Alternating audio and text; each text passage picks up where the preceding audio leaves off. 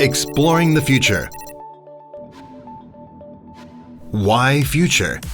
First, close your eyes and imagine this. One day you open the door and you find the outside world familiar, yet strange. You take a look around and find yourself in a familiar place.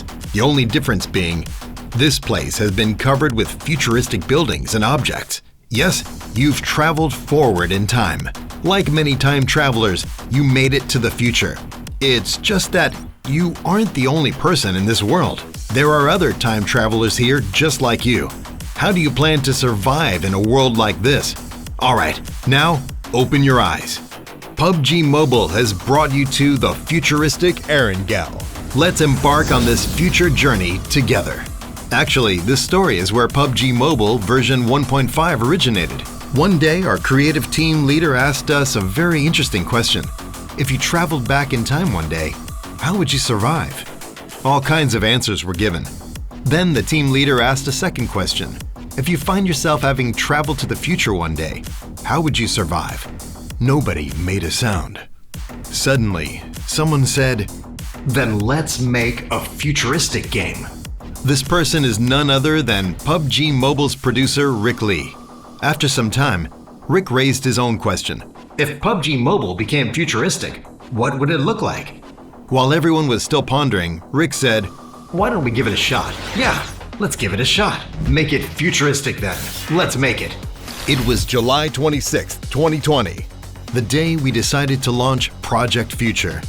PubG Mobile has always been trying to better itself, to bring brand new features and the best battle royale experience. In the previous versions, we've tried adding zombies, more heavy power weapons, even content like runic power to enrich the game. But this time, we were even bolder. We didn't want to just slap another element or gameplay feature onto the game. Rather, we wanted to present a futuristic battle royale battleground to everyone, one which can bring about a fundamental change to the gaming experience. This includes all new futuristic items, new maps, new stages, new features, and a series of other changes. We believe that this mode will be refreshing for everyone and present everyone with an unprecedented gaming experience. Make a futuristic game. It is really a very interesting topic.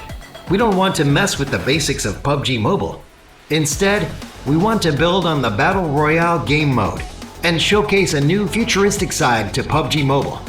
We want to see what players will do, what everyone can do to survive this futuristic Erangel, Rick said.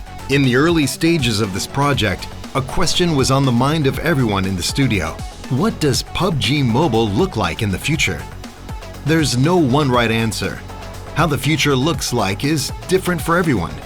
After many days of discussion, we've decided to not let any subjective idea shape this futuristic world. Rather, we'd explore the future of Erangel from the perspective of an observer. There are many games on the market with a futuristic theme, but it's not easy to create a futuristic battleground that properly belongs to PubG Mobile. We plan to develop Erangel by sticking to its original narrative design. We aren't creators, but explorers, recording the gradual evolution of Erangel and features that every important area should have. Therefore, after the direction of the project has been confirmed, we didn't start modifying Erangel right away. Instead, we did a lot of research and read a lot of material to explore all the possibilities that could surface during Erangel's evolution, Lion said. At the same time, the creative team also started on their creative work.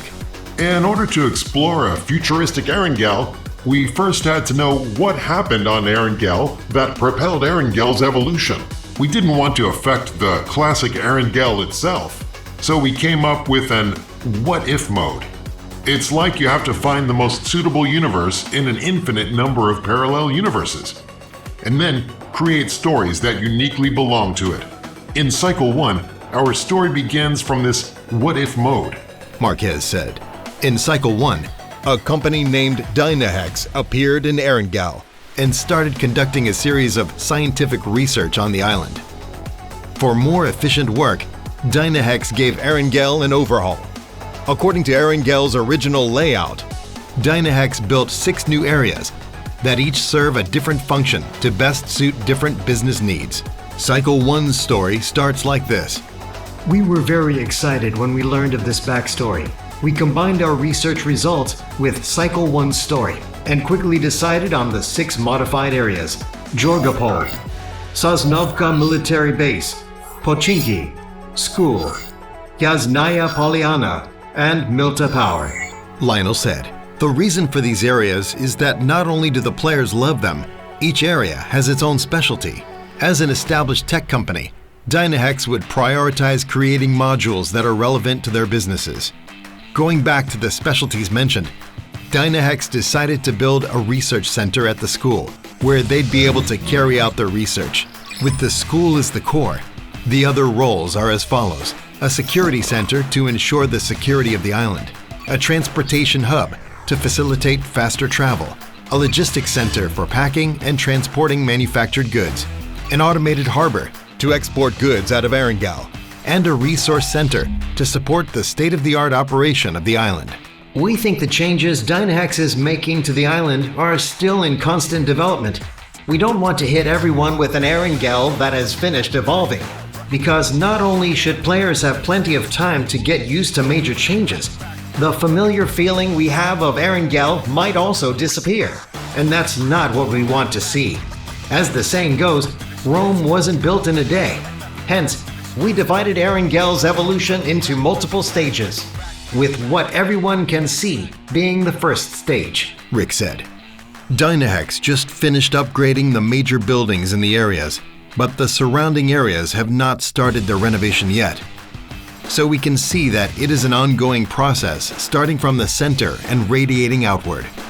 The priority is placed on the newly constructed buildings, and further out are the buildings being upgraded and the work area for the construction crew. On the outer edges are the residential areas that have not started on their upgrade yet. The whole place thus reflects a very natural and gradual process, and it's exactly this kind of natural process that will make all the buildings in the area more complete and improve the entire gaming experience.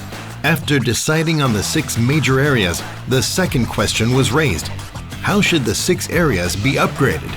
How can we bring more thrilling elements to players? Let's save this topic for next time.